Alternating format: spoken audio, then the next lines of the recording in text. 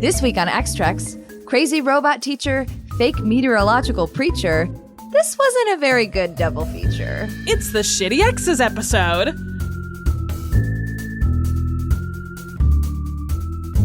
Welcome to X-Trex, a podcast where we introduce each other to our fandoms one episode at a time. I'm your host, Erin Cline, an X-Files spooky bitch. And I'm your other host, Stella Cheeks, a slut for Star Trek the original series. Each podcast, we pick 2 episodes that fit a cinematic theme, watch them together, and then record our feelings. Our theme this week is Shitty Exes. You said that with such, lived experience. Yes, correct. Have you really lived if you don't have at least one really shitty ex? One of Erin's shitty exes made me almost flip a table, but the table was bolted down because people at Irish pubs really know where it's at. He said, we've had too many tables flipped. We bolt these down. And you know what? They were right. They were right. Anyways, today we're throwing you a curveball because it's not one of Kirk's shitty exes, not even one of the husband's shitty exes. Nope, today we're talking about Christine Chapel and her ex-fiancé, quote, genius, I guess, Dr. Roger Corby. This episode, season 1's What Little Girls Are Made Of, it's the only one that heavily features Nurse Chapel. And while it's super early on in the series and doesn't have a lot of things that we love, aka squabbling bones, it does a good job of fleshing out Chapel's character, shows Kirk pulling some classic Kirk moves, and gives us our very first red shirt death of the series. Plus, we all get to laugh when Kirk carries around a giant dildo. Because he for sure does. He does. And boy, oh boy, could you choose just so many episodes of The X-Files for this theme. We've already met Mulder's graveyard fuck buddy ex, and God knows Scully has enough former exes/professors in her ex-Rolodex. Plus, there's the array of cases that start out with a terrible ex, like the guy who gets special powers that make him walk through a wall from a tornado and immediately goes after his ex-wife. We're not going to watch that one. It's not bad, actually. It's weird. Sounds bad. It's, yeah, okay. I wouldn't say it's great, but whatever, it's fine. Anyway, but we're not talking about any of those episodes. We're talking about the episode with an ex so shitty that the person in love with the shit ex's ex almost kills him and then feels so guilty about it that he becomes a local weather god. Anyway, that's right. It's season 6, episode 8, The Rain King. I love this episode. It's so silly. It's so strange. It feels like one of the first times in season 6 where they just kind of let go and you see where the series is pointed from here on out. A lot of people don't like this episode. They're wrong. I really enjoy this. I think it's very funny. And it's also, again, a really great look at what is coming in the future, which some people don't like. But I do. We've established many times that other X-Files fans are trash. Wrong. They're wrong. So, anyway, are you ready for Ticket in there, Mr. Spock? as ready as I'll ever be. He's in this episode. He's like the only one. Brownie, where's Roger?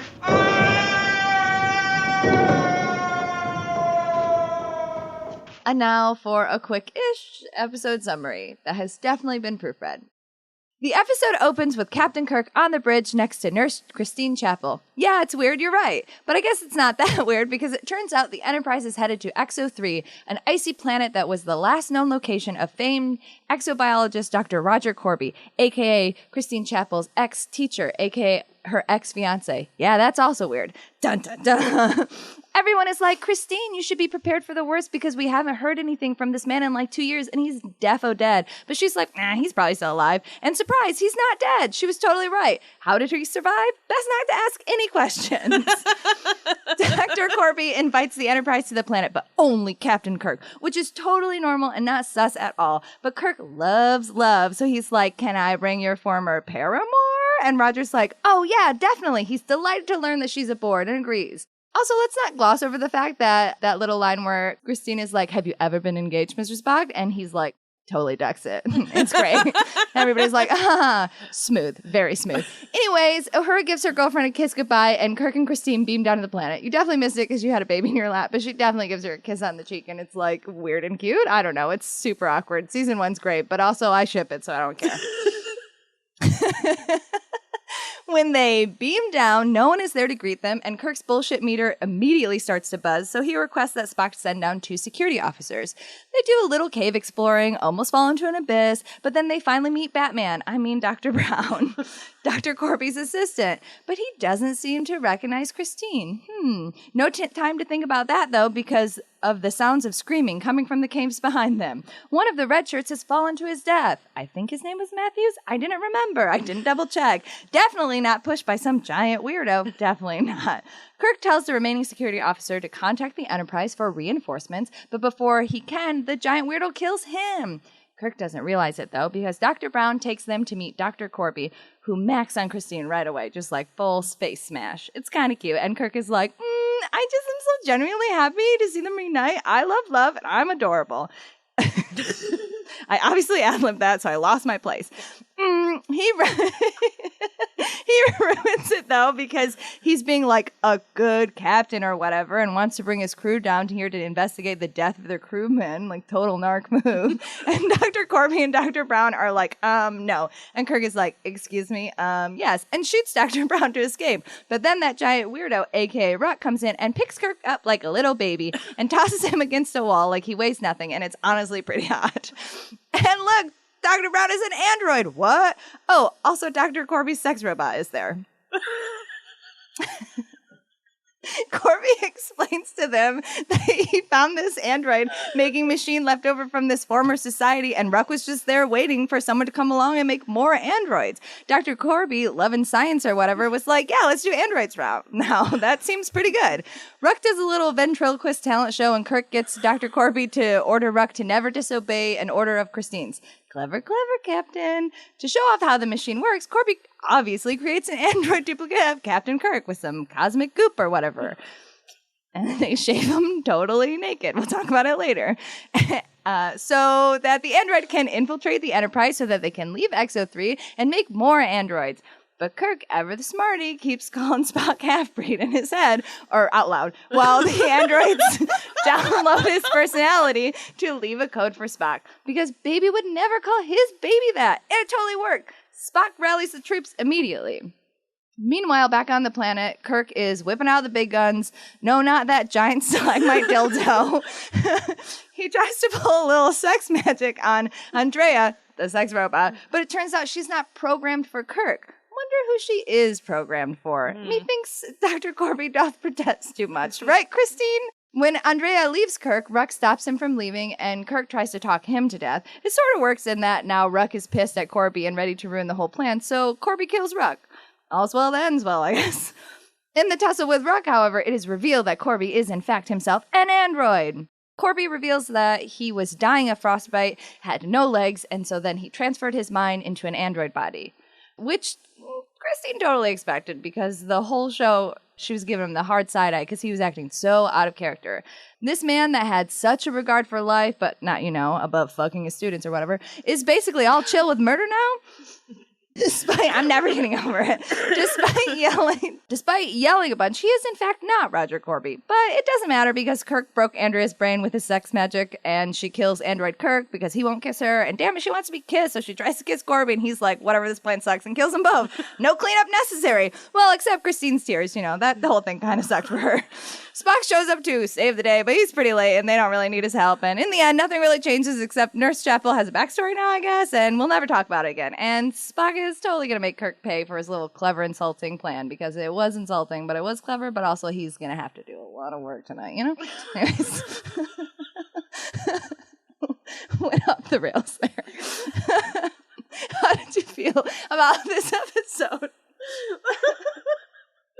Oh my god. Look, nothing really happens in this episode. Writing that summary was quite hard, and I feel like I did a good job to make it entertaining. Great job. I learned while I was reading through the notes to go into this that this episode was called What Little Girls Are Made Of. That was pretty surprising. Yeah, I think the idea is it's supposed to be like the sugar and spice and everything nice type deal, because it's like, oh, here's how we make androids. We put all this stuff together. Here's this magic goop or whatever. Also, I think I was reading in my apocrypha, let me pull it up, that it was also taken from a 19th century nursery rhyme called What Little Boys Are Made Of. I don't know. You know what? Sometimes this is very early season 1, and they hadn't totally figured out, when in doubt, just Shakespeare, I guess. So they're like, we gotta be real clever about this. We're doing other poems, and they were like, no, we just do Shakespeare. Never mind. Yeah, it's a very weird title that, like, having watched the whole episode, it doesn't really make sense. It doesn't make any sense. When I because my husband watched it with me to prep, and I pulled it up, he was like, oh, is the theme you're doing like kids? And I was like, no, actually, just like shitty exes. And there's no children in this episode at all. Thank God. Yeah. As it is shitty exes. Yeah. I mean, I kind of liked it. I don't know. It's weird. I didn't dislike it. Yeah, It was just bad. No, it's not bad. It's weird because it's like a very mid episode in many ways. And on one hand, I feel like because I've seen so many and I've seen a lot of really good episodes, this is just kind of like whatever. But on the other hand, I feel like if I had seen this before seeing so many other episodes, it's not a great, I don't know, it's not really a bad view of what Star Trek TOS is. But it's not good as a view of Star Trek either because there's nobody in it, really, which is strange. But I love Chapel, so it was nice to see her, and her hair looked fantastic. I really enjoyed that. Her constantly being like, yes. but you fuck this robot. Yes, it's really, she's like, yes, I'm aware you can teach a robot to do things. What else did you teach the robot to do? Oh, you gave it a pulse? Why would it need a pulse? Why would you need it to be warm? What a weird thing to have done. She literally calls it like an android geisha. Yes, she does. She's like, well, you made an assistant. Why is a geisha so much harder? And he's like, yeah, you're down here alone. I get it. Needs or whatever. Right. But also, like, don't flaunt your sex robot in front of me. Right. Put a top on her. That was the weirdest thing, is the first guy Brown comes out. It's like, oh, what cute little suspenders over this. Oh, no. Why does it, where is her top? Strange. She's in great shape. I will say that. Yeah, she's super pretty. One of the funniest things I learned while researching this, because like this is season 1, episode 8. There's like not a lot of apocrypha about it. But one of the things I learned, and who knows if this is true, but she said, I think her name's Sherry Jackson. She said that they had a sensor on set the whole time to make sure that her costume fully covered her like breasts and that there was no side cleavage the whole time. I noticed that it was like really molded to her tits. Yeah, and this is the same show that like no belly buttons. No belly buttons, but they were like your whole back and most of your side. We've gotten to some wild episodes or wild outfits, but there are a couple that I'm still thinking of that we haven't got to, and you're gonna see them and you're gonna go, what the fuck is this?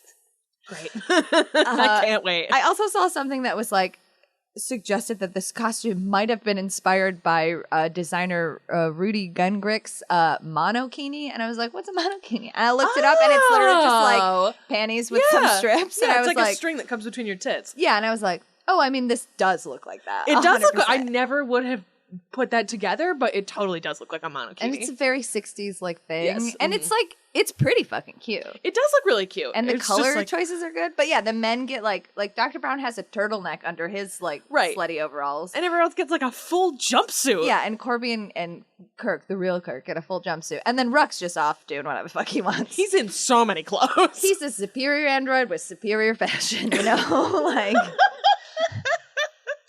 Yes, that's true. His contour game? Contour to the gods. Contour to the old ones, you know? I liked Rec a lot. I thought he was great. I think he was very well cast. Yeah, he's picking up Kirk like he weighs nothing. Watching him throw him around, excellent. That was very good. I liked that. I liked the talk him to death computer stuff that he did with him. Tapping this fucking stylus, sorry. Yeah, I liked all that stuff. I liked his weird costume. I liked that it blended in with the caves. I thought that was a really good choice also. Also, like, I know we're making, like, drag jokes or whatever, but he's an excellent lip, like, syncer or whatever. I know that they, like, did ADR probably afterwards, but, like, it matches really well. So that's both on him and also the people who did the audio. But, like, when Ruck is, like, throwing his voice and doing his ventriloquist bit or whatever, it, like, looks and sounds really good. Huge pet peeve of mine, which has been made very prevalent by TikTok, is that 1, people have no idea what POV means, and 2, do not know how to fucking lip sync. Bobby just also exasperated. POV, POV, you're doing such and such. That's not what a POV is. It drives me fucking crazy. And people this is just a regular video. Yes! It's just like, you're my companion while I do this thing, sort of. It's so annoying. Anyway, but then people put up so many videos of them lip syncing that are just not synced at. It's like they don't understand the sync part of lip syncing. Right. They're like, if I just move my mouth in a general direction, it's fine. It's like, it's not. I will say, like, actual lip syncing is hard in its own way, but like you can practice in doing it. lining up audio to lips is really fucking hard. Yeah. But like most of the TikToks are just people doing regular lip singing really poorly, but like lining up, I'll give a little wiggle room there because it's fucking hard. But most people are just bad at like basic lip singing. Yeah, it's like they hear this once and they're like, I can recreate that. Like, no, you Just can't. Watermelon. Right? Like, Watermelon. no. Yes, that was very well done. I thought that they did a really good job with that. I loved Spock. I love Spock and Kirk's relationship in this, that it was... And it's really early on. You have to remember, too, this is season 1, episode 8, and we're already establishing that Kirk and Spock have such a good friendship, or like captain They're bonded number one like dynamic, that Spock, even when Ruck is throwing his voice and saying normal stuff, he's like, Captain, are you okay? Yeah. Like, this seems sus. And like, immediately when Android Kirk calls him a half-breed, he's like, oh, okay, so this is a robot. Yeah. Or something is wrong. And I like, too, the idea that, like, Ruck is very good at the voice impersonation, but can't do the cadence because they haven't had their consciousness shifted into him yet. Quote unquote, shifted into something yet. And so I like, too, that that's part of what it seems like Spock picks up on, is it's like, you sound the same, but something's wrong here. I liked that. I thought that was a really good, like, detail in what was going on. Right, and it's the future, and if we even think about, like, the future we have now in 2023, like, deepfakes are real and stuff, so, like, Spock would know, like, just because I can hear your voice, that actually doesn't mean shit, right? And I'm a book, and I'm super logical. I took a note on that earlier, too, that they're so trusting of this immediately, and they're so trusting of Brown and how weird he's being, when it's like, you guys have met a lot of imposters, so it feels... And, like, I know I watched these out of order, but they're in but also, like, Starfleet. Space, Like, how do you not know that? Like, it's wild to me at the beginning that they're like, sure, we'll just send the captain. No big deal. Well, not a trap. Definitely not a trap. Like, we love it because we love Kirk and him being like space cowboy or whatever. But like that is the most like egregious thing about TOS, is that the captain is always on the mission. Where like they do, you haven't seen a lot of TNG, but like they do fix that in TNG, where Picard barely ever goes on away missions, and when he does, it is like for specific reasons, or like he has a whole team with them, and like Riker is very much so like, okay, I'll go fucking go down there, bye. Yeah, that's how it should be. Whatever. Doing it for you, Picard. I mean, that makes sense, too. And I'm glad that in a later series, they're like, it is very weird that we just leave Kirk on a planet for several months to impregnate a native woman. Like, well, they did, they did lose him and they thought he was dead or whatever. That's a different episode. That episode was bad, but like, it's not their fault. Fair enough. I took a note at one point, are all the androids creeps? And it seems like if you learn from a creep teacher, they all become creeps. And I liked that. I feel like that was a good, like, dissemination of personality into these other ones. Right, and it was interesting because even though Ruck knew that Dr. Corby was an android, and theoretically that Dr. Corby knew himself as an android, but we don't know if Dr. Brown or if Andrea knew that he was an android, right? Because he acts like he's not an android. Like, she very much acts like, I am an android or whatever. Right, yeah. So that is interesting. And then also, like, kind of going back to what you're saying about, like, Ruck not throwing his voice in, like, an emotional way or whatever. That's kind of the whole point of the episode, too, is where, like, Christine's like, yeah, you uploaded your consciousness, but you didn't upload your conscience. Right, yeah. Right? Like, the man I knew, like, had a hard time, like, killing a fly, and you are just, like, indiscriminately, like, pushing people over ledges and shit. Yeah. And you're like, yeah, we'll take over the human race to save them. But it's like, but you'd be killing them to, quote, save them. And the Dr. Corby I know may have been a sex pest, but he wasn't a murderer. I love that they just very casually reveal, when I sat in on your classes, you were all like, whoa. Well, and at the beginning, too, like, we find out that she was engaged to him or whatever, but then we also find out, like, oh yeah, we all learn about Dr. Corby in the academy because Kirk is like a nerd, and he's like, well, I remember those lectures. I'm pretty excited to meet this guy, even if he might be dead. And then immediately he's like, yeah, never meet your heroes. Guess I'll kill you now. I do love that Kirk gets excited. Like, this is a canon, like, overall thing. He does get excited to meet new people and like, oh, I read that book, or I attended that lecture. But if they show to be like a bad actor, he's like, yeah, well, fuck that, I guess. Like, he's never like, but I mean, there are one or two exceptions, but he'll come around. But like, I do like that he's like, well, just because you did a good thing in the past doesn't mean that you're doing a good thing now. Mm-hmm. Like, in both directions. Just because you did bad things in the past doesn't mean you're a bad person, but just because you also did good things doesn't mean you are intrinsically good. Yeah. I like that. I think it's smart, and also is very nuanced for the 60s, which I like a lot. There's like not, this episode is very mid, whatever. It's interesting because for being early on, it both feels very early on, but also feels like it should be later at the same time. That's like part of why I was like, this is such a weird representation of this series, because it does feel like it should come later.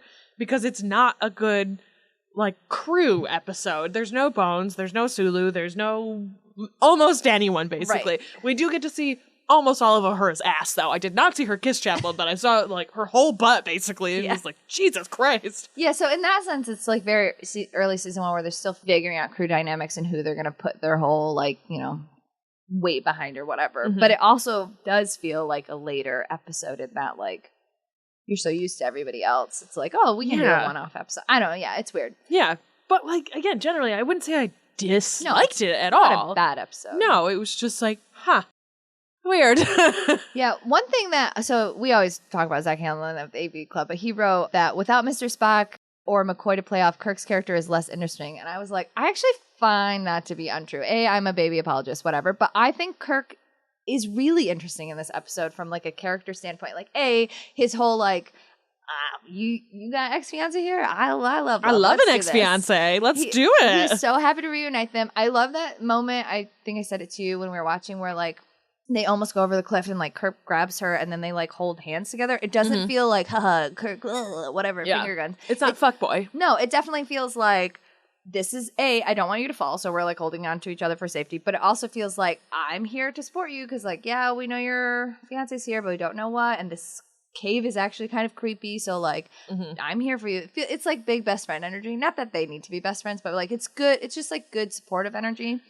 Also, when he finds out when Ruck is doing that ventriloquist thing and he does Christine's voice, and then Corby's like, "You don't fucking make fun of Christine," and then Kirk immediately is like, also you take orders from her. You never disobey a direct order from her. Genius. Like, and that was just gut instinct. Like, this might come in handy later. Yes. And it does. It saves his life because Ruck chases Kirk around, tries to kill him. That's when he finds his big giant dildo to fight him with.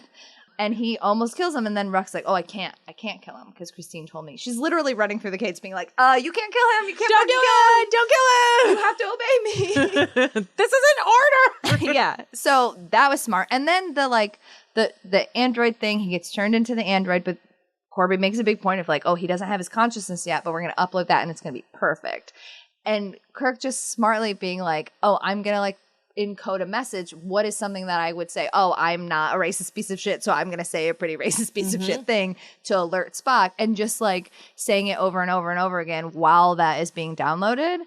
That's so smart. And again, obviously I'm a Kirk apologist, whatever, but people are like, "Oh, he's just like a dumb fuckboy in space," but he's also really fucking smart and a really good captain. And I think it shows that he's a good captain in this. Yeah, I would agree with that. And like when Matthews dies, in the others red shirts, which are canonically the first red shirt's death, so pouring out for Matthews, you can see him really upset. And like we've talked about that before of like him, how he cares about his crew. I don't know, he's great, and Zach Hanlon can suck it. I get what he was saying. Like, it is like, obviously we're like husbands forever, right? And that their triumvirate like banter, like that is, one of the key tenets of Star Trek, and that's what it becomes. But, I don't think that he is less of a character or captain without them. No, and I also like, too, that this sits as like a direct opposite to the way they're trying to push Yum and Rand. Yeah. Like, this does not feel sexual at all. Right. It very much feels like, I'm here to protect you. I'm not fuckboy making a play at you because I'm holding your hand or I'm like standing next to you all this time. Right. It's, you are in my crew and I care about you and we're gonna get this done. Where with Rand, there's always that like, will they, won't they? Have you seen my yeoman, Mr. Spock? Have you sexually assaulted me yet? Yeah. Well. Right? Don't do that with Chapel. Don't write her off the show because of this horrible storyline. No thanks. Yeah, Anyway. I just think that it does show that his like nuances as a captain, which is good early on. It's not just finger guns cowboy or whatever. Right, yeah. Also, we know now later that like Kirk just has truly a whole bevy of exes where he's like, oh, how's you're a lawyer now? That's great. Be well. And Yes. so he's like, this energy of like, we left because different career paths, totally get it, support it. I'm here for you. You're in love with medicine, I'm in love with my ship, you know. It happens. It happens. Those are all my thoughts. Yeah. I don't know. Those are all my thoughts. Yeah, I mean, there's like, again, not like there is good, like, it is good sci-fi and like, you know, wibbly wobbly sci-fi way of like, this is how we make an android. And it's like, well, that's not how androids are made. Yeah, it was like an interesting explanation, but was also centrifuge. Like, what is happening? You just shake them till they come out the same. Yeah, basically. Some fun facts, really just the one fun fact. So Gene Roddenberry made Shatner shave his whole body, specifically his chest, because he was like, I don't think Captain Kirk would be hairy. And that is why we get like freshly shaved and oiled and tanned Captain Kirk. Because Gene Roddenberry was like, well, in my sexual fantasies, Captain Kirk is very smooth. So we got to see Professional wrestler? What? the whole nip. So But Spock, when he shows his chest, he can be hairy as hell. That's fine. that's such a strange choice. Yeah. I kind of understand it if you're like, from a censor's perspective, you're probably less likely to get booted because smooth is like coded less sexual. Because if you're hairy, you're like, Yeah, an but this is adult. not the 70s or whatever. The 70s was like hair and like Burt Reynolds or whatever the fuck. Yeah, that's true. But usually they had pants on. I'm thinking because he's like totally naked. Yeah, They're you can like when it spins. I'm always like, what? You can't see anything. But I'm always like, maybe this time, maybe this time I see a little dick. No, you don't. You never. I do. check every time, but you don't. Someday, Maybe you never know. Never. that android will spin around and it'll be like perfectly intact dick. We love it.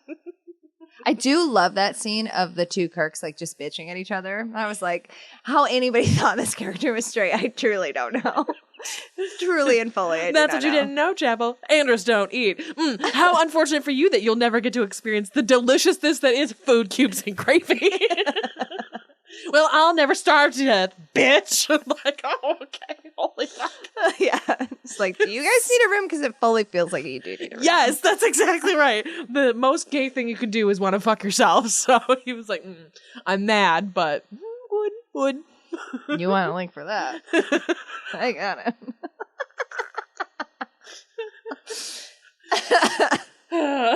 Yeah, again, I don't have like a ton about this one because like it's, you know, Yeah. Gene Roddenberry obviously did a bunch of rewrites because he's a dick, like, you know, all that stuff. Classic. You know, the norm, and also shave your chest and have a titty sensor. Those are the two big ones. You want to do a synopsis showdown? Yeah, I guess. The adventures of Captain Kirk and Nurse Chapel were short-lived, ended with 2 dead crewmen, 4 dead androids, and a pretty annoyed Spock. Yeah, some people were just meant to be work colleagues. Kirk and Chapel go on an adventure to rescue her ex-fiancé/professor, and surprise, he's a creep and a robot. So Kirk must Kirk and destroy all the computers with the help of his extremely perceptive boyfriend, space flirting. Yeah. No. Are you ready for Scully? It's me. I am. But there have always been droughts and natural disasters, and people are always looking for a scapegoat. Yeah, but how many scapegoats lease office space? All right. Now for a not at all quick episode summary. All right, here we go. Sidebar, I know a lot of you probably don't check out these scripts because you're like, well, I heard it. Why do I need a script? But Erin put a lot of memes in this one, so I sure just did. saying, check it out. We meet our ill-fated couple, Sheila Fontaine and Daryl Moots, arguing on Valentine's Day because she put an announcement in the paper that they were engaged. LOL, remember when people used to do that? And Daryl is like, oh, why did you do that? It's a secret engagement. I don't want people to know I'm into you, gross. In a huff, Daryl drunk drives into a massive rainstorm and winds up crashing his car after large heart-shaped pieces of hail start to fall from the sky. Totally normal. 6 months later, Scully and Mulder roll up to this fancy little-ass Kansas town by request of the mayor, so you know they have to be fucking desperate to call Mulder. The town is experiencing a historic drought, and all of a sudden, Daryl, down one leg but up the power to control the weather, question mark, is charging exorbitant sums to farmers and calling the rains to their dried out farms. Mulder, always down to bust a scam, takes a local client list with them and heads over to the local weatherman, Holdman Hart. After a hilarious moment of misidentification with a farm couple on tour of the station, Holman is like, yeah, man, I don't know, it's super weird, but he does seem to really be controlling the weather. It's a miracle anyway, bye! The agents then go to Daryl's rain summoning ceremony, and after some, What I'll lightly call dancing and wonky cultural appropriation, it does in fact start to rain super, super hard, and Scully is unhappy about it. Mulder and Scully, still skeptical but also now very wet, check into a local hotel for the night, and a cow promptly flies into Mulder's room and nearly crushes him to death.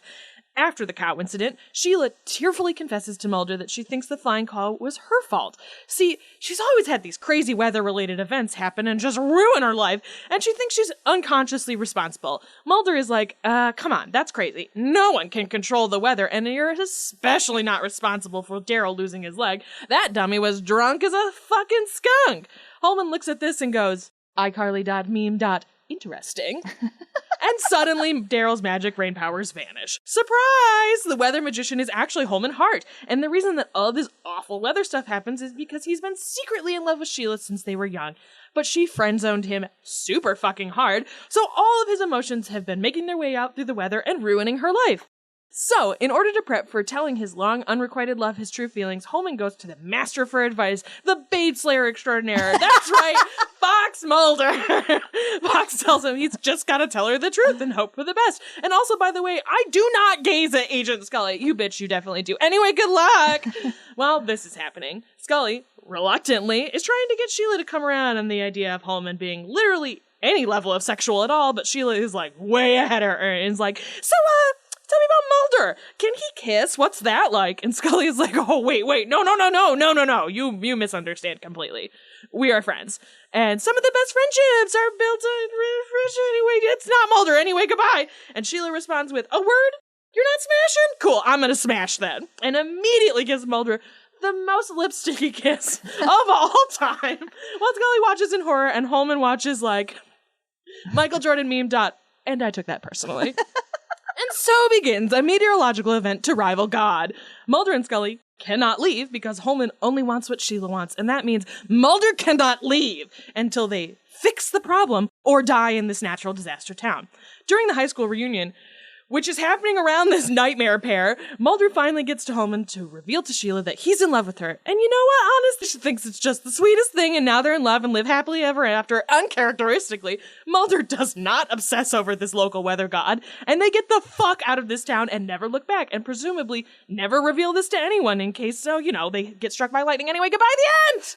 I can't imagine what Holtzman was like on the day that Sheila was giving birth. Like, what was the weather like on that day? Very sunny, very nice. He's happy. That's the thing. But he'd be nervous. He's nervous and anxious. Maybe there's fireworks coming out of trees. It rained rose petals. There's no logical consistency to this. You know what? For an episode with no logical consistency, it is plot good. Yes, I agree. Plot good. Plot Science good. bad. Yes, exactly.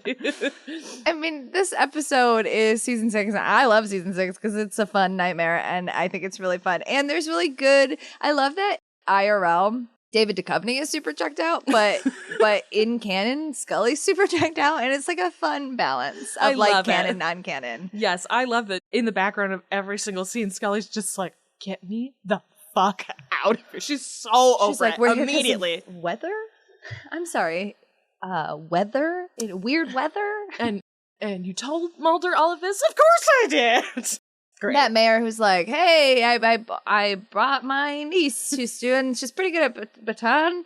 Welcome. Please fix our town. Anyways, everybody's dying because there's a bad drought. Can you help? We called you, of all people. Yeah, because when we first started watching it, and then they show that scene of like Sheila crying, and then the rain happens, I was like, oh, is she controlling the weather? And you're like, no, just watch. And it does a good job of like a couple red herrings of like, is it Sheila? Is it Daryl? Can't be Daryl, right? We're all like, no, it can't be this guy, right? And it is a good like build. It is like a pretty good little mystery. Scully is very funny during it. The guy that plays Holtzman, it's interesting because like normally, especially in like the 80s and 90s, it's like movies and TV shows do this thing where they like try and make the like stalkery nerd like romantic, and it's like, oh, this is actually gross. But the nice thing about this one is the thing that you said, he can't help it. He's like not trying to do it. He feels bad that it snowed on her wedding day. Right, like, yeah. and he's not trying. It's just like he literally cannot help it. He has this like magic power or whatever. Like when that cow almost kills Mulder, he's like, oh my God, I'm so fucking sorry. Are you okay? And he feels really bad about the cow dying. Yeah, and he feels so bad about, he thinks that presumably he made the hail rain hearts because he saw the engagement Exactly, thing. yes. And that's when Daryl lost his leg, and he didn't know that he had been drinking, so he thought like, oh, that was my fault, that hail caused that accident, so he lost his leg because of me. And he felt so guilty that he like inadvertently made him the Rain King. And he's like, I don't even really control it. It just fucking happens. I feel bad about it, and so it happens. And the moment he finds out that it was because of drunk driving, so relieved. No more rain. No more rain for this idiot. It's such a good reveal in that moment, too, because there are lots of, like, clues. It could be this person, it could be that person, and then that moment, it's like, oh. Also, such a, like, good representation of a small town of, like, the cop being like, well, we didn't want to punish him because he lost a leg. It's right, like, he did break the law, but, like, laws, you know? Right, exactly. What are they for? What punishment could I'm we a cop, give? I decide what law is. Right, for real. Like, what punishment could be worse than losing your leg in a hailstorm? I don't know, maybe DUI classes, or... Yeah. This any guy kind of would have failed. Sobriety court, he couldn't handle. Also, sobriety court is really bad, and we should reevaluate it. And it is just a system to keep like poor people poor. So like, fuck sobriety court, but also fuck Daryl. So yeah, 6 of one, half dozen of the other. Really yeah, Yeah, it is like for being like a super weird episode. It's a pretty tidy episode. We get great coverage on Scully just the whole time. When Mulder is like, we can't leave because the fog. I gotta help Holtzman with his dating advice, and she's like, well, who's giving him a dating advice? And he's like, me, and just like silence. So are you still there? Just like silence. But you? When is the last time you went on a date? Okay, bye, talk to you later. The blind leading the blind. I love their interactions in this too. I love that everyone in the town is like, so y'all together, right? In your boyfriend's room, right? Yeah. You guys are married, and right? Mulder's like, yes. He doesn't say that, but he's like, he like says no with a smile. Like, no. This is like 3 episodes after Triangle. Yeah. So he's freshly aware that he's in love with Scully. And she's very annoyed. Very, very annoyed. Super annoyed. Yes.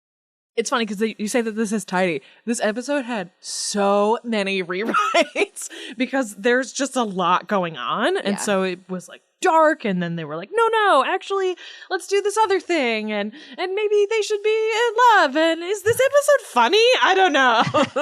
So it ends up being pretty funny. Yes, I like and heartfelt. Yeah, I like this episode because you get like a whole range of stuff. There's a mystery that actually works out very well. The power of the monster of the week is interesting, though it's very weird that they just leave and like no follow-up whatsoever to this. They're like, please don't kill us. Please don't kill anybody. You gotta confess your love before you kill a person. He's like, man, I don't know if I love that scene with Mulder and Holman too, where he's like, I'm leaving, but you're gonna kill someone. Like, you really have to get your shit together. Holman's like, what do you mean? Look, I'm leaving. I can't prove this, and I'm like, I need some kind of like, but like, I know what you are.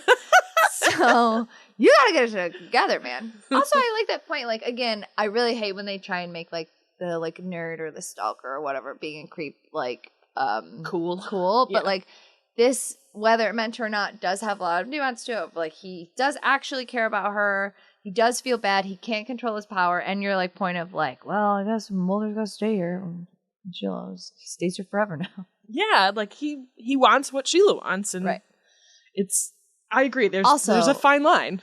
Part of the reason that I'm surprised that you love this episode is because you hate dumb as fuck like protagonist, and she is one of the dumbest. She's so dumb. I mean, I get that was like Victoria Jackson's thing too. She was just like a ditzy blonde or whatever on like SNL before she became like, I don't know, like a Nazi or whatever. But like it was like a little much. It was like, oh, you didn't even once feel like your friend, maybe. Right. Yeah. But the idea is that the whole town is full of yokels, too. It's not like she's an exception. Everybody else is also kind of dumb. And Holman is, like, also kind of dumb. But because he's smarter than everyone else in the town, he seems like a meteorological genius. Yeah. And it's like, no, well, he's technically a meteorological genius in that he can control the weather. Well, that's not a genius. He's not doing it on purpose. Yeah, I guess. It's just like aptitude. High aptitude for meteorology. We talked about this a little when we were watching, but the heart-shaped hail scene, they actually did film that. It was very expensive. I just don't understand why you wouldn't film with regular hail, because you can't tell that it's heart shaped until you do the super zoom on the heart on the ground. That feels like you just make an ice cube tray and you just chuck it on the ground a couple times. Yeah, I agree. That is peak, like, we brought in real bees to fight and then we had to, like, digitally put in the bees. Like, that's honestly, same crew too, so, like, you fucked up twice. Yes, exactly. There's a note that they had to refilm it. They had to refilm this because the car kept crashing into the pole at undesired angles. How many cars did they go through? How many cars do you think they ran into a telephone pole and were like, that's not a good angle? Also, like, okay, so you film the crash, but, like, you're filming it and it's TV, nobody's really paying attention. Just, like, move the car and the camera around and be like, now it's a different angle. Right? That's how angles work.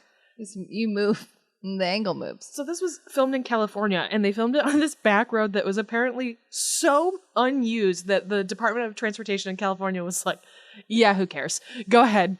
Do whatever the fuck you want on this road. We don't give a shit. And no one drove down it the entire time they were filming, which I think is very funny. And they were like, well, I know what's coming. We might as well crash this car like 8 more times.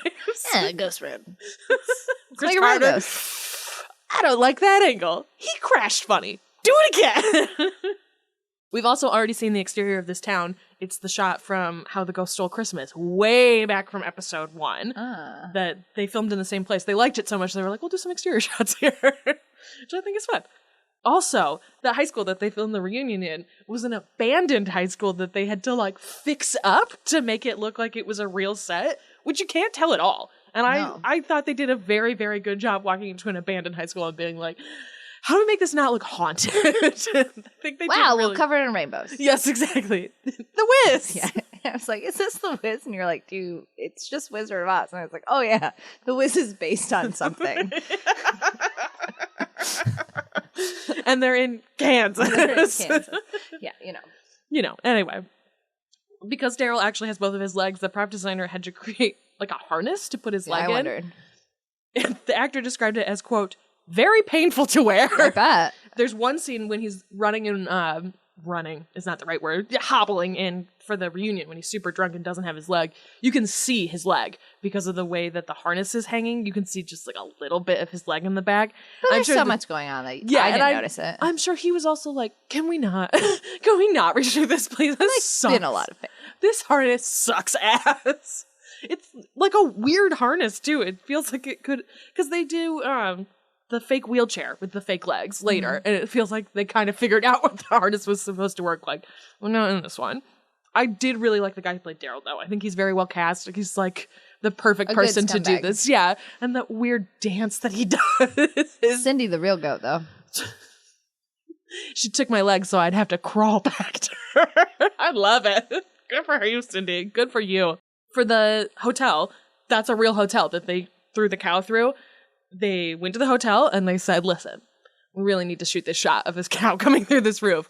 If you let us fuck up the roof for this one room, we'll replace the entire roof for the entire motel. And they were like, done, go ahead, throw whatever the fuck you want through here. And so they did those shots. And then also on a soundstage, they recreated the room and then used a giant cow puppet to simulate him coming through the roof. Also, there was a take in which David Duchovny apparently responded, got milk? And Kim Manners, to this day, regrets not using it. Because of course he would say that. He 100% would have said that. Of course Mulder would have said that. It feels weird that he doesn't say that. So I appreciate that take exists somewhere, even if it never got used. You have all the box sets? It's not on any of them? I've never seen it, no. It's gotta exist somewhere, though. It must. I'm convinced. To do this, he photographed a number of cows in the field for reference. I'm very funny. There's a whole process that went. They already had a whole PowerPoint. Yep, exactly. They were like, "We've done this. It's a season ago. We don't need to go back." PowerPoint. The tagline for this episode. The tagline for this episode was: Mulder's been abducted, infected, and discredited. Tonight, he faces his greatest peril ever: a woman in love. I thought they were going to say like, a cow. No, they want you to think it's Scully, obviously. This is a very mixed reception. Some people love it, some people hate it. Some people think that the cow scene is great. Other people think it's cruel to animals. It's a fake cow. It's clearly a fake cow. Whatever. It doesn't matter. One of my favorite lines against it, though, was, a romantic comedy cannot work by flying cows alone, which I disagree. I think this romantic comedy worked very well in lots of ways. At the time, it was, quote, poorly received on the internet. I find delightful, honestly. Oh, the other thing, a lot of people say that one of the reasons they think that it's poorly received is because it's in the middle of a block of like 4. Yeah, the episode after is pretty fucking intense. Yeah, and like there's a lot of really funny episodes that happen around it, and if it had been aired in between 2 darker episodes, people probably would have liked it more. But it's like you're comedied out, and it's not the best of the comedy episodes in this line, even though they were like, is this comedy? Right, exactly. They don't know how to treat it. So I agree with that. I think if they had placed this at a different place in the season, which they could have, it could have gone anywhere, I think it would have been more well received. Those are all of my Apocrypha notes. All right, synopsis showdown. Let's do it. If you repress your emotions, you will ruin the lives of everyone in your town. Mulder and Scully stumble upon a male Carrie, but with less religion and more Judy Garland. Less religion, more Judy Garland. Yeah, it tracks. Less blood, more milk. That's a better joke. Now it's time for Deep Throat's mission logs. Unlike you, we humans are full of unpredictable emotions that logic cannot solve. Yes. First, what little girls are made of. What a bad title for this episode, because the girl android is not the central character. And isn't a little girl. It's weird. Written by Robert Bloch. She's hot. Yes, very hot. Crazy hot. Written by Robert Bloch, who's the famed writer of the Psycho novel. We discussed his Trek contributions earlier. We will see Wolf in the Fold later, but he also wrote Cat's Paw, which is notable because that episode mentions vague old ones as well. Yeah, I remember that. And Bloch fashions himself as kind of a student of Lovecraft. Yeah. So he's trying really, really hard to put that in there, and it kind of snuck underneath Roddenberry's no magic rule or whatever. Yeah. And it's dumb because, like, it doesn't we don't work. need it. It doesn't work. This was directed by James Goldstone, who was rehired for his work on Where No Man Has Gone Before because of how well received and how well ran that episode was. However, this took 8 days, 2 days extra, because Gene Roddenberry was rewriting the episode on the set. He got blamed for it. And because we can't fire the boss, Goldstein was never rehired. Yeah. Also, just it's so funny when you say that stuff, like 2 days, yeah, it's a lot over, whatever, but after hearing, like, the nonsense of the X-Files, where it's like, we crashed this car, like, 6 more times, it's like, 2 days, I feel like we can give people a little leeway. We took a whole 2 days for this car crash, yeah. Other things he has directed, Outer Limits episodes, Voyage to the Bottom of the Sea, Dr. Kildare, The Man from U.N.C.L.E., as well as such feature films as Winning, Brother John, Red Sky at Morning, Roller Coaster, and We Ran Out of Time. He was a Dartmouth College classmate of Desilu Vice President and production head Herbert F. Solo. So that's how he got in good with the studio. Among others, Goldstein recommended Robert Justman as assistant director on the first Star Trek pilot. So that got Justman his gig there. In August of 1966, Gene Roddenberry offered Goldstone the job of line producer on Star Trek, but he declined, saying, "Gene, if I produce it, I'd have to watch it."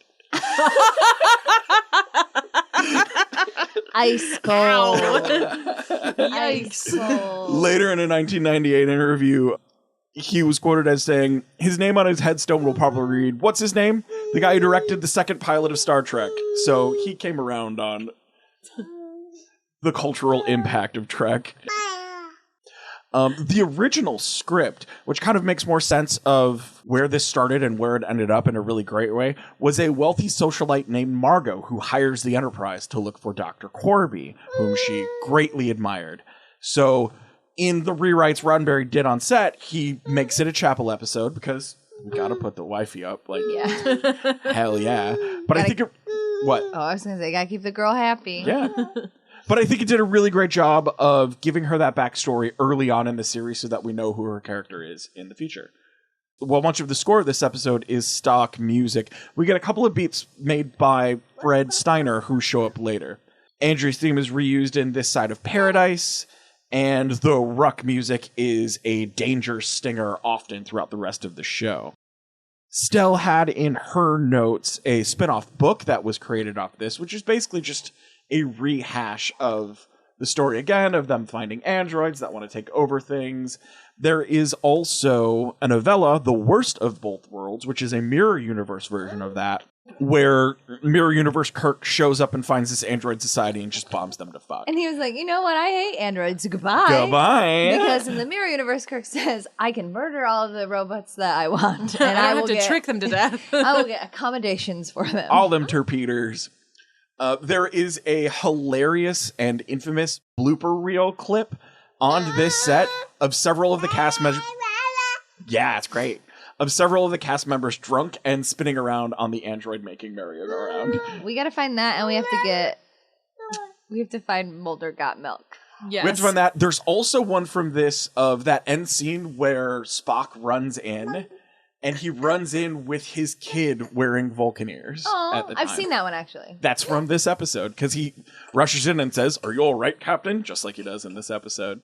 Moving on to some casting stuff. Everything's mama. That's Bud Albright as Rayburn. He appeared previously in an uncredited part as the ill-fated crewman Barnhart in The Man Trap. He went on to do a bunch of commercial work as the Bel Air cigarette man, then photojournalism, then he opened an advertising firm in 1994. That was Vince Dedrick as Matthews, who we've talked about a lot for his regular stunt work on the show. That's Harry Bash as Brown, a well-worked writer and actor in both TV and film. Guest appearance roles on Mission Impossible, Get Smart, A Clear and Present Danger, Mod Squad, Mary Hartman. That's the same show. Just her name's so nice we say it twice. He said, I don't like it. The Law and Order TV movie pilot, Falcon Crest and More. After retiring from acting in the 80s, he and his actress wife, Shirley Slater, wrote a couple of guides about vacationing in RVs. I love So they were the OG van life people? Yeah, one of them was literally like RV vacations for dummies. That rules. We love a van life celebrity. That brings us to Ted Cassidy as Ruck. He also provides his voice for the Corbomite maneuver and is the voice of the Gorn in Arena. So I've mentioned him previously. But fuck yes, that's Lurch from the original Addams Yeah. Family. I fucking thought so. I was Yes. like, why does this dude look so familiar? It's not like in the 60s there were like two giant dudes like that. 6'9" with a deep, deep voice. Roddenberry loved working with him and hired him again for pilots of both Genesis 2 and Planet Earth. He was a smart kid in the gifted program who skipped a grade and got picked on a lot, even though he was already 6'1" in high school. Picking on a 6'1" dude. You gotta be a bold Older kids. bully Older to be kids. like, I'm gonna pick up. I'm gonna look up into your eyes and I make fun of you. bully skills. That's So right. after graduation in college with a degree in speech and drama, that huge voice went into radio. He actually gave an in-studio report on the day JFK was assassinated and was one of the first to interview eyewitnesses W.E. Newman Jr. and Gail Newman. After a couple of monster cameos and a local noontime movie program, he was cast as Lurch in the Addams Family, famously ad-libbing his catchphrase, "You rang," for a then-mute character. Oh, I didn't know that. Yeah. I did not know that either. And also, anytime he's not on screen, that's his hand playing Thing. I did not know that. I didn't know that either. Honestly, people don't give enough credit for the actors who have played Thing because that hand, it's like mask work, but with your hand. Like those, the hand is very animated. Yes. Yeah, it's not just like a rubber hand they chuck around. It's a hand. Yes, correct. And even though he's miming playing the harpsichord anytime he's doing it, he's actually an accomplished organ player who used to take nightclub gigs while he was working. What nightclub has I an was organ? just gonna say that. A gay club, that's what does. I forget the name of it, but it was in a local mall. Well, that sounds fun as hell. Yeah. Hi. It's Ponfar night at the As local a- mall. Yeah. As an Nightclub. aside, connected to that, Michael, there's someone at his gym, Dave, who that's what he went to school for, was organs and organ maintenance, and he like tours Europe and Oh, you can looks make a at bunch old- of money doing organ maintenance, yeah. Yeah, it's a very specialized skill because most people don't train in it anymore. Yeah, that's right. You're going to listen to this podcast and be like, what the hell? The first two segments were so clean, and then all of a sudden, Oh, that's great. it's this baby. He did a lot of voiceover work for Hanna-Barbera and was also the narrator for the first 2 seasons of Incredible Hulk.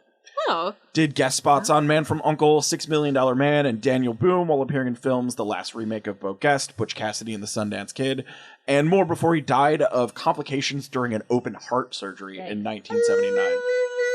You have to think if he lived longer than that, he would have gotten a pro wrestling run at some point. For sure. Especially in those shoulder pads. Yeah.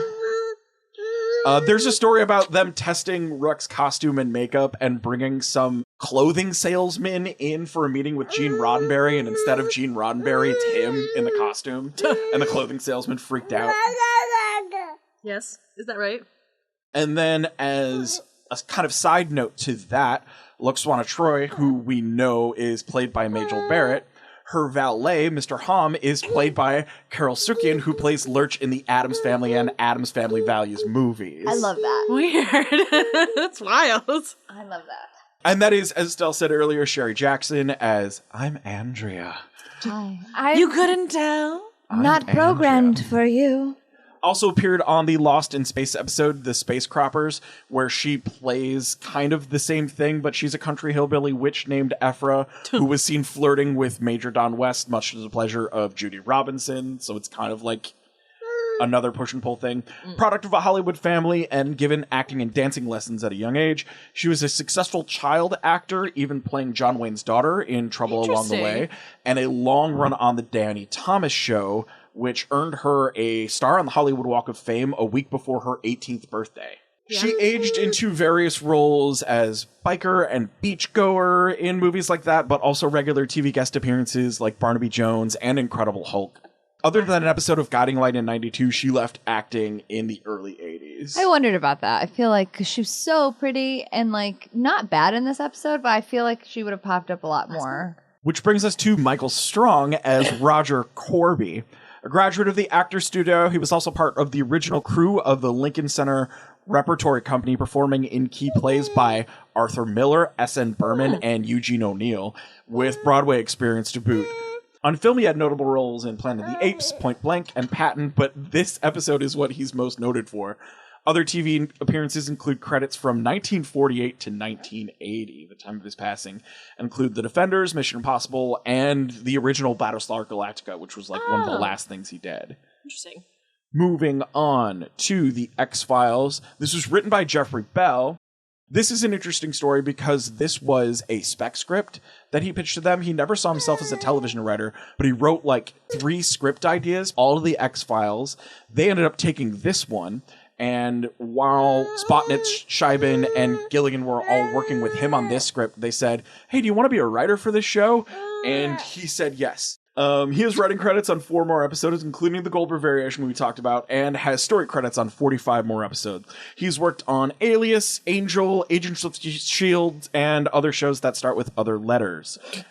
This script went through considerable changes, which Erin said. Initially, Bell was unaware that Daryl Moots would steal the show, so a lot of the episode did not feature him. Yeah, he had like almost no speaking parts. Interesting. Yeah. Of course, this was directed by Kim fucking Manners.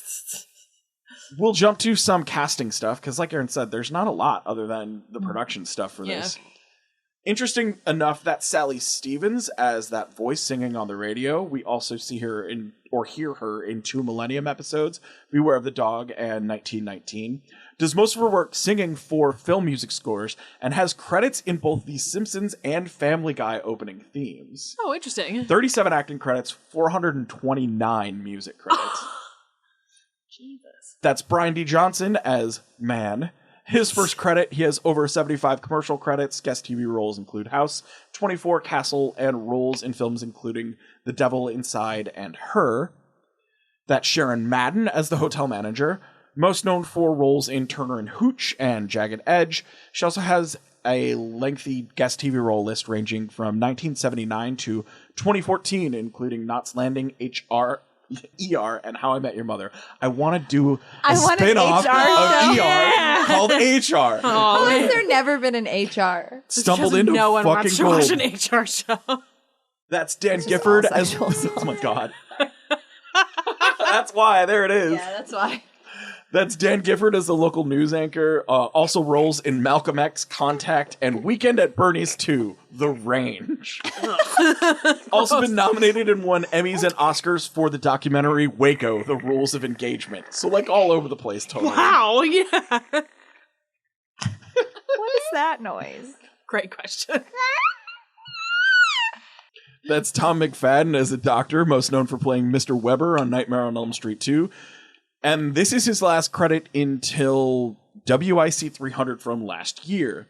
That's Francesca Ingrassia as Cindy Culpepper, known for film roles in Election and Vampire Dad, Vampire Chat, and also has some directing credits. Her guest TV roles include episodes on Malcolm in the Middle and Cold Case, while also doing voice-over work for the skate video games and Adult Swim shows Metalocalypse and the Jellies. Oh, I thought her voice sounded familiar. Okay, that makes a lot of sense. That is Dirk Blocker as Mayor Jim Gilmore, probably most famous now for playing the wonderfully aloof Hitchcock on Brooklyn Nine-Nine. He has been a character actor mainstay since the mid-70s. Chips, Midnight Madness, Jeff Shaw in Poltergeist, a cop in John Carpenter's Starman, and Mullins in Carpenter's Prince of Darkness. So hung out with John Carpenter a bunch. I want to hear those stories. Quantum Leap. Which is an 902 excellent show, and we should all talk about Quantum Leap more. Murder, She Wrote, 90210, and so much more all before this, after ER, Deadwood, and of course the aforementioned Brooklyn Nine-Nine. That's David Manis as Holman Hart. He said, fuck David Manis. Live action roles in Mr. and Mrs. Smith, Frasier, Boston Public, Law and Order, Criminal Intent. Voice acting, he voices some Pokemon in one of the Pokemon movies. Just like, Jugglypuff or whatever, over and over again. Additional voices in the Dark Knight Rises animated feature, and other random voices in MS Gundam Thunderbolts. That brings us to Clayton Rohrer, who is Daryl Moots. Mm-hmm. He got his first role in Hill Street Blues in 1981 off his very first professional audition. So, like, fuck him. Just fucking nailed it. It's a Tony Shalhoub move. Through the door. Yeah, that is funny. Since then, guest TV and film roles include TJ Hooker, Hill Street Blues, which I said before, Miami Vice, Modern Girls, LA Law, Deadly Intent, Nightwish, a character called Chandler Smythe on a 1999 episode of Raw. What? Wait, the wrestling That's show? how I feel about that too, Jane. Yeah, no, like Raw. Raw, the wrestling Smythe? show? Yeah. It's clearly a Friends reference. Or- There's no one yeah. is named Or it's just Chandler. like a random like lawyer that they bring in or some bullshit. So we'll look into this later. He was also on any 90s to 2000 show I've mentioned so far. The Steve Jobs movie Jobs, Mope, and so much more. A lot of weird, fun B-movie stuff in his credit roll. He's still working. As said previously, he killed this role so hard they wrote more for him. And as Sheila Fontaine... That is Victoria Jackson. Of course, most know her for her 6-year run in SNL and playing Terry in UHF. She also voiced Penelope in Garfield and Friends. And listen, I wrote a full short bio for her in the Patreon notes, but she's a full-on self-proud conservative Christian Tea Party forced birther and failed politician, and we don't have to waste time on her. We don't have time for shit. Fuck her. That shit I these didn't days. know any of that. It Really? makes me sad. Yeah. So it wasn't a thing that, like, she decided she was going to be at some point in her life. That's how she was raised. Yeah. And she got discovered because she was raised like a dancer and a gymnast. Her old stand-up routine was she would do a handstand and read poetry. And Carson put her on, and that's how she got on SNL. But she comes from a Bible family. Yeah. So, like, that's who she's always been. It's hard. It's hard to blame someone for the way they're raised, but also like learn and be better as an adult. But she got worse as she got older. She got- Right, yeah. Yeah, I remember specifically knowing all that, figuring all that stuff out when the Tea Party specifically was big, because that's when she would go on all the news shows and just be like, so I have some bad opinions. She's one of those, if I got sexually assaulted, I would have the baby. But that won't ever Get happen. fucked. Yeah, exactly. Yeah, she sucks. Get fucked. Anyways, play us out, Gene. I got a lot of opinions. Mostly my opinion is I want to put my hands on this mic. Hello. And now it's time for Jean's overall thoughts. Yeah. I didn't know reunions could be so Wet? How did these episodes tie to the theme? They both fit the theme super well. They fit the theme well because it's Christine's shitty ex and it's A variety of shitty exes. But they don't necessarily tie together super well. But Christine and Scully both love to fuck their teachers, so Yes, there's that. they sure do. They sure do. That's a unfortunate side effect, I guess, of women in power is that they had to have gotten there by fucking a professor. Yeah, Yeah. gross. Gross. Or that's like the illusion that men make. Yes. Because, you know. Because how could a woman have done such a thing on her own without... Exactly. It's right. bullshit, Gene. You're right, it is bullshit. All right, fan questionnaire. Oh, thanks. As a fan, how would you say this episode holds up compared to the others you've seen? You kind of touched on it. Yeah, I kind of already talked about this. It's not bad, but not well. It's weird. I think it's a good representation of Kirk and the sex/robot magic. I think it's really good that we finally get a Christine backstory. Finally, LOL. 8 episodes in the first season. I finally get Chapel's backstory. Yeah, but I wouldn't say it's like, I wouldn't point at this as an exemplary Star Trek episode. Right. I don't know. I guess it's not a great X-Files episode if you're like mythology and aliens, but if it's a good Monster of the Week episode, it's pretty funny. I like the vibe of season 6 a lot. Also, it's a great Mulder Scully episode. Yes, I feel like I like that they're directly addressing. So isn't it weird they you guys have been like partners for a long time and you never kissed? Nothing? It's just like, we're just colleagues. You guys don't want to sleep in the same room? He's my partner? Okay, progressive. Whatever. Take it or leave it. I love the way the whole town interacts with them. They are the audience voice at this point, and I think it's appropriately used. Yeah, agreed. What is the most Star Trek moment of the episode? Kirk's sex talk magicking 2 robots to death back to back. Back to back. I think the most X-Files episode is when when Mulder and Scully are swaying together at the... I never noticed that. I cannot imagine how you've never noticed it. They're just at the dance, just swaying together, and it was great. It was excellent. I loved it. I agree. I think it's such a good encapsulation of both of them in this episode. It's very good. You shipping it? No, I'm not. Spurk. I like their dynamic. I like that they're so well in tune with each other.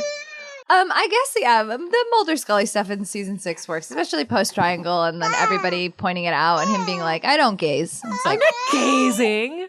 Is this a fuck, fine, or a flop? It's a fine. Yeah. Yeah. I would say this is a fine plus fuck minus. Yeah. It's not amazing. Right. But it's pretty good. Yeah, and it's surprisingly funny. Yeah. I like the way that the humor works in naturally. It doesn't feel forced into the script. Yeah, and again, I know I reiterated a bunch, but I do like that, he's not as gross as, the Holtzman or whatever his name was. Yeah. The meteorologist was not as gross as he could have been. Yes. Mm-hmm. I think they handled it in a surprisingly smart way for the 90s. Yeah, I agree. All right, we did it. We did it, Gene. Let's go out, Gene. All right. You can find us on the internet. You can follow us at NYD Productions on Twitter and interact with the show using the hashtag XTrekSpot.